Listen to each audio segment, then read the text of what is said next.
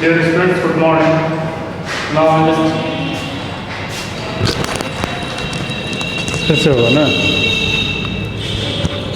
Dear students, good morning. Now in this chapter, next topic is what makes India a federal country.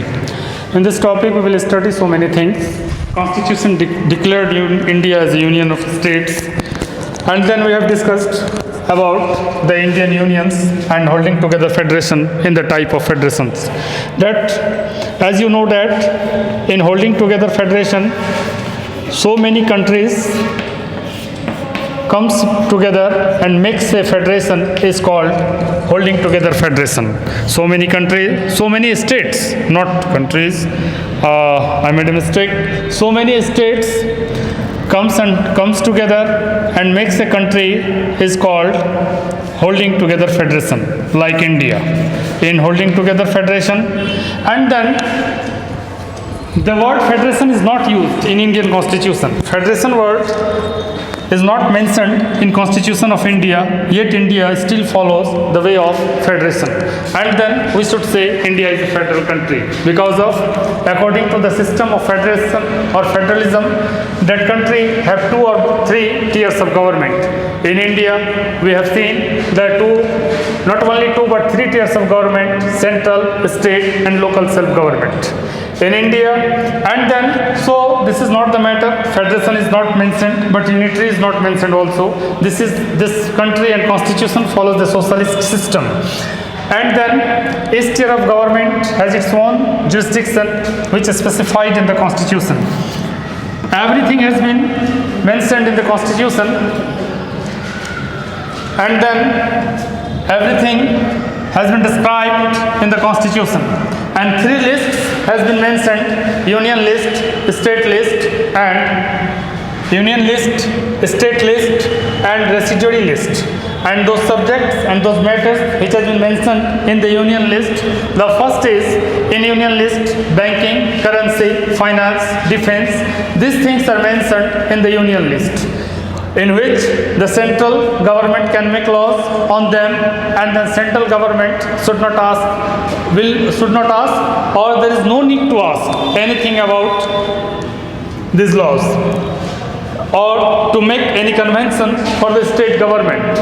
But in a state list, these things are mentioned: police, trade, commerce, agriculture, and irrigation. And is these things only states can make laws on them, and there is no interference of central in these subjects. And the concurrent list, in this list, state and central both can make laws on them, just like marriage, adoption, education, for marriage, adoption, education, forest, trade, and so many things. And then in concurrent list, both union and state government can make laws on these subjects, but in case of conflict, central will prevail. The law of central will prevail. And then first matter is there. And now one matter which I left to make discussion or to discuss with you, this matter is here about the computer. Because of after 1947, there was no computerized, or there was no system of computer in India. So the software or about computers, there is nothing mentioned in the constitution or any list. So it has been given, this subject is under the residuary list, and we can say this is not mentioned in central list, state list, concurrent list, but this is mentioned in residuary list. And now अब एक जो matter इसको देखने का है, आप देख सकते हैं, समझ सकते हैं कि कॉन्स्टिट्यूशन में इंडिया को यूनियन ऑफ स्टेट्स कहा गया है, और एक फेडरेशन यूनियन ऑफ स्टेट्स यानी एक राज्यों का संघ है। लेकिन भारत के संविधान में कहीं भी फेडरेशन शब्द का यूज़ नहीं किया गया है। ऐसा नहीं है कि ये फेडरेशन नहीं है, यहाँ फेडरेशन तो है ही, क्योंकि फेडरलिज्म का पहला जो तथ्य होता है कि उस देश में 2 से ज़्यादा सरकारें होनी चाहिए। तो फेडरेशन में तो 2 से ज़्यादा सरकार तो है ही, और यहाँ पे तो 3 तरह की सरकारें हैं, सेंट्रल लेवल, स्टेट लेवल और लोकल लेवल के गवर्नमेंट्स हैं। तो मान लीजिए कि आपका ये तो है ही, कॉन्स्टिट्यूशन जो है ये डिक्लेयर करता है इस बात को कि इंडिया राज्यों का संघ है। तो संघ तो शब्द आ ही गया, लेकिन फेडरेशन शब्द कहीं भी दिया नहीं गया है। इसमें 3 लिस्ट हैं, सेंट्रल लिस्ट, स्टेट लिस्ट और कंकरेंट लिस्ट, और एक और लिस्ट है रेसिडुअरी लिस्ट। पहले तो हम सेंट्रल लिस्ट को देखेंगे। सेंट्रल लिस्ट में money, banking, currency, international affairs, इन सारी चीज़ों को दिया गया है जिस पे सेंट्रल ही कानून बना सकता है, उसमें स्टेट का कोई इंटरफेरेंस नहीं हो सकता है। जैसे आपने देखा होगा, आज से 2 साल पहले नोटबंदी हुआ था, तो नोटबंदी करने से पहले प्रधानमंत्री ने किसी राज्य के मुख्यमंत्री को नहीं पूछा, क्योंकि ये सेंट्रल के लिस्ट में है और सेंट्रल इस पे अपना कानून बना सकता है। यानी सेंट्रल के लिस्ट में जिन चीज़ों को मेंशन किया गया है उसमें मनी, बैंकिंग, करेंसी और आपके ऐसे इन्हीं से रिलेटेड चीज़ों पर सेंट्रल कानून बनाता है। मनी, बैंकिंग, करेंसी, डिफेंस और इंटरनेशनल अफेयर्स। जैसे मान लीजिए भारत के साथ दूसरे देशों के समझौते, भारत के साथ दूसरे देशों के संबंधों की जानकारी जिस तथ्य के द्वारा दी जाती है, जिन चीज़ों के द्वारा जिस तरह से जैसे भारत का बर्मा के साथ, भारत का पाकिस्तान के साथ या भारत का अमेरिका के साथ, तो उस पर अगर कोई भी बात होगी तो वो सेंट्रल का अपना मुद्दा है। उस पर कभी भी कोई दूसरा व्यक्ति कोई दूसरा लिस्ट के द्वारा उस पर कोई कानून नहीं बन सकता है। वो सेंट्रल लिस्ट के अंतर्गत है और वो सेंट्रल भी उस पर कानून बनाएगा। एक आता है state list, police, trade, commerce, agriculture और इरिगेशन।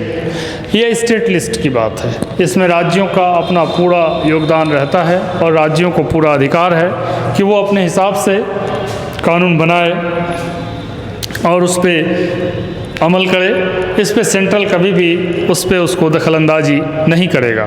इसमें सेंट्रल का कोई इंटरफेरेंस नहीं होगा, क्योंकि सेंट्रल कभी भी अपना इंटरफेरेंस इसमें नहीं करेगा, क्योंकि राज्यों के आंतरिक मामले हैं। कॉन्स्टिट्यूशन में हर चीज़ का वर्णन कर दिया गया है कि कभी भी उस पर किसी भी तरह से कोई भी प्रतिरोध या किसी भी तरह का रुकावट पैदा नहीं किया जा सकता है। जैसे आपने देखा होगा, बिहार में नीतीश कुमार ने शराबबंदी कर दिया, इसलिए कि इसके लिए भी उन्होंने कभी प्रधानमंत्री से नहीं पूछा।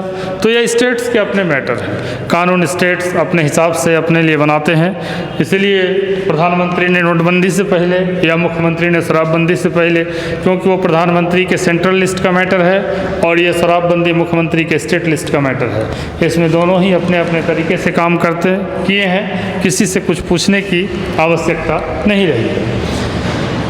एंड देन एक आता है कंकरेंट लिस्ट, जिसमें सेंट्रल लिस्ट और स्टेट लिस्ट के बाद एक ऐसा लिस्ट है जिसमें सेंट्रल और स्टेट दोनों ही मिलकर कानून बनाते हैं। लेकिन अब देखिए उसमें क्या है, सेंट्रल और स्टेट दोनों की ही सहभागिता होती है। वो है एजुकेशन, फॉरेस्ट, ट्रेड, मैरिज और आपका एडॉप्शन।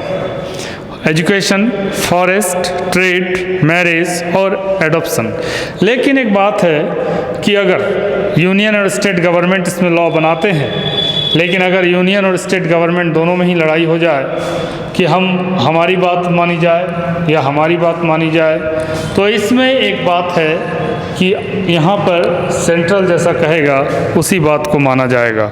इसीलिए इसको थोड़ा बहुत यूनिटरी सिस्टम ऑफ गवर्नमेंट भी कहा जाता है। इसीलिए क्योंकि इसी पॉइंट पर आके, लेकिन यहाँ पे बात यह है कि अगर हम स्टेट को पूरी तरह से छूट दे देंगे तो देश की अखंडता को खतरा है। इसलिए हम ऐसा नहीं कर सकते हैं, क्योंकि देश की अखंडता को बचाना सबसे पहले ज़रूरी है। इसलिए किसी एक स्टेट को पूरी तरह से छूट नहीं दिया जा सकता है। उस पर ये प्रेशर बनाना ही पड़ेगा कि उसके ऊपर भी कोई सत्ता है, सेंट्रल है, जो उस पर नज़र रखे हुए है।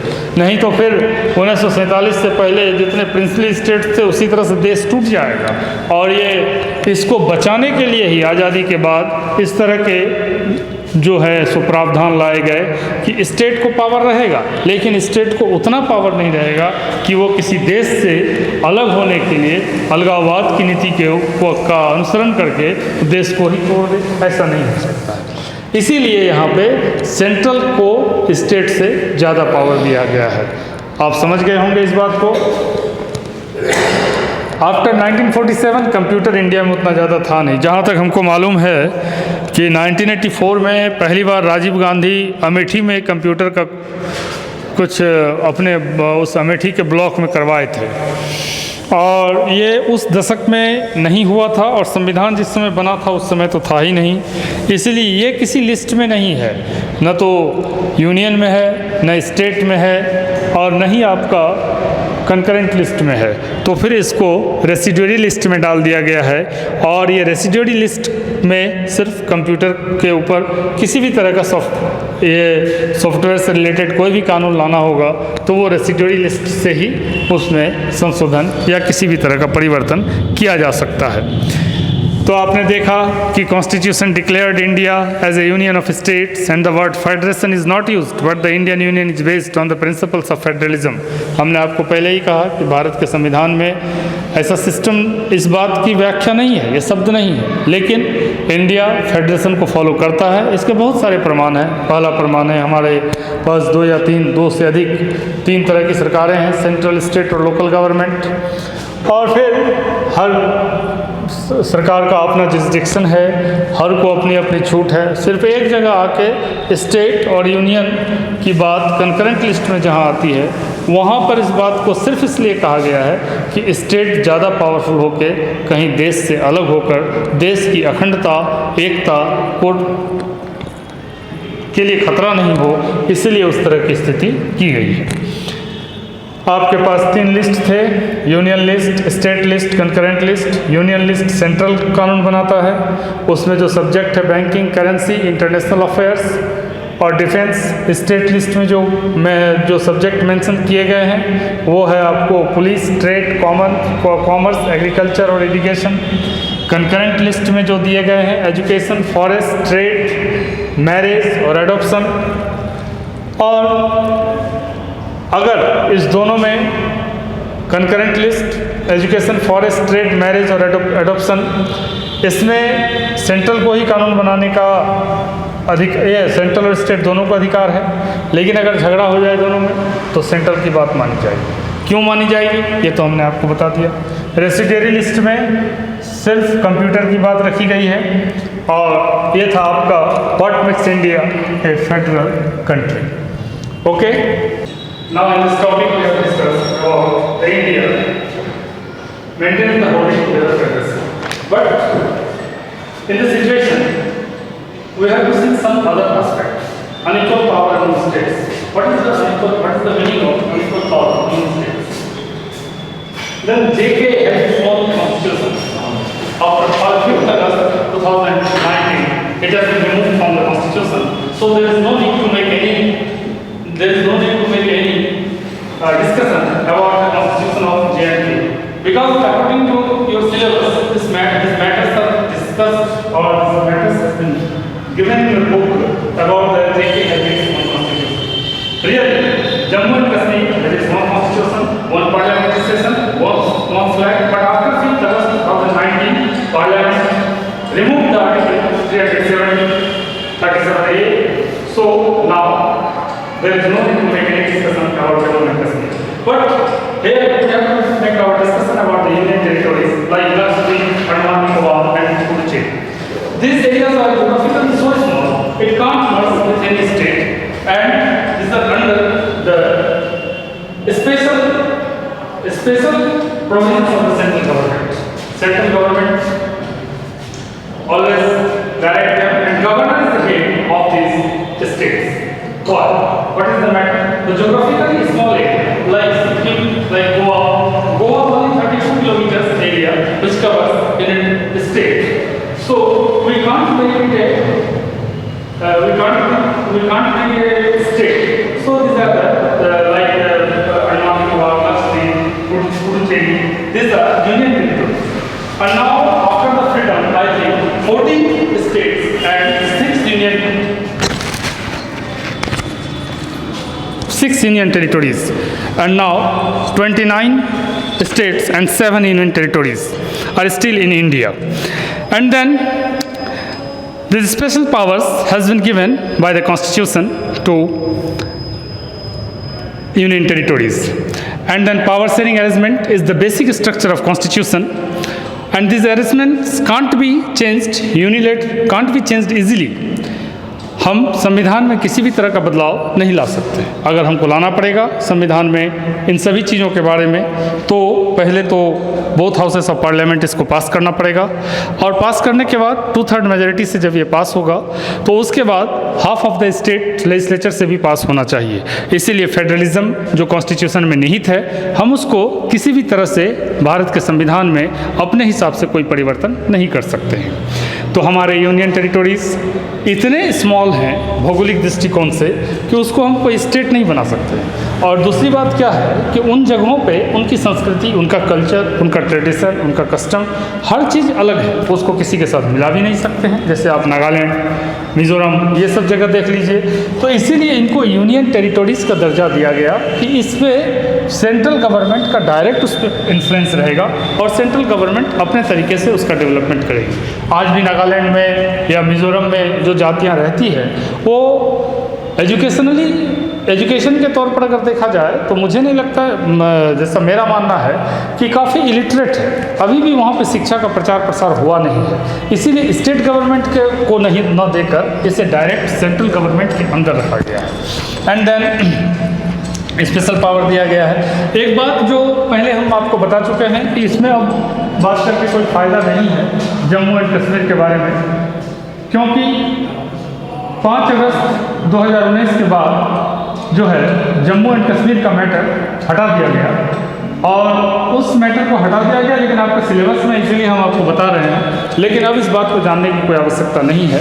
एक वक्त था जब जम्मू कश्मीर के अपने संविधान थे, अपना उनका झंडा था, अपने पार्लियामेंट्री सिस्टम्स थे, लेकिन अब ऐसा कुछ भी नहीं है। तो सवाल उठता है कि आखिर ऐसा होल्डिंग टुगेदर फेडरेशन में फिर ये कैसे हुआ। जम्मू कश्मीर का मैटर तो मान लीजिए आर्टिकल 370 को रिमूव कर दिया गया कॉन्स्टिट्यूशन से, लेकिन यूनियन टेरिटोरीज आज भी है, और इनके सुरक्षा, इनकी सिक्योरिटी, इनका प्रोग्रेस, हर चीज़ का दायित्व सेंट्रल गवर्नमेंट का है। इसीलिए हम इसको कहते हैं कि इंडिया एक फेडरल कंट्री है, जहां 2 या 2 से ज़्यादा सरकारें काम करती है, और सरकारों का उद्देश्य सिर्फ जनता की भलाई और देश की भलाई को ध्यान में रख के करना है।